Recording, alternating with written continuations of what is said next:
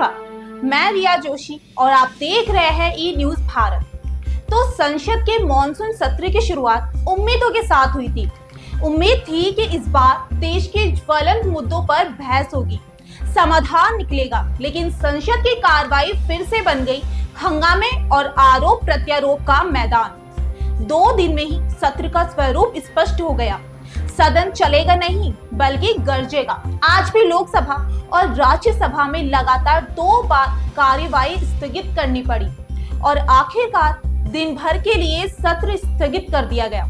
वहीं ऑपरेशन सिंदूर पर राजनीति गर्मा गई। बीजेपी और विपक्ष आमने सामने है। मुद्दा है बिहार में ऑपरेशन सिंदूर, जहां विपक्ष ने इस ऑपरेशन को संविधान के खिलाफ महिला मतदाताओं की अभिव्यक्ति पर प्रहार बताया जा रहा है कि कुछ अधिकारियों ने बिहार में वोटर लिस्ट के विशेष पुनरीक्षण के दौरान विवाहित और अविवाहित महिलाओं के पहचान चिन्ह जैसे सिंदूर, मांग, शादी का प्रमाण जैसी बातें चेक करने का निर्देश दिया था, जिससे महिला मतदाता अपमानित महसूस कर रही है।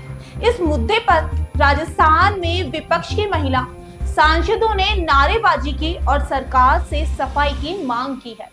वहीं बिहार की मतदाता सूची पर अब तूफान उठ रहा है।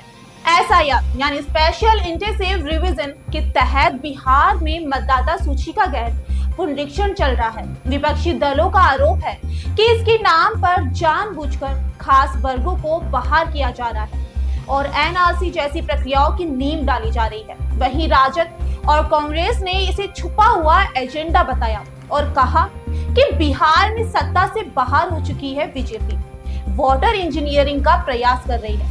साथ ही धनखड़ के इस्तीफा पर भी अब गर्मी छिड़ गई है। भले ही स्पीकर के मंच पर इस पर कोई टिप्पणी ना आई हो, लेकिन सदन के गलियारों में जगदीप धनखड़ का अचानक इस्तीफा अब बड़ा मुद्दा बन गया। कई विपक्षी सांसदों ने इसे संवैधानिक संस्थाओं की गिरती साथ से जोड़ा, तो कुछ नेताओं ने इसे सत्ता की घुटन से निकाल विद्रोह करार दे दिया। वहीं अमेरिकी राष्ट्रपति चुनाव में फिर मैदान में उतरे डोनाल्ड ट्रंप का भारत को लेकर बयान, जिसमें उन्होंने कहा कि भारत की लोकतांत्रिक संस्थाएं अब वैसी नहीं रही। ये भी चर्चा का विषय बना, लेकिन आश्चर्यजनक रूप से संसद में इस पर कोई औपचारिक बहस नहीं हुई।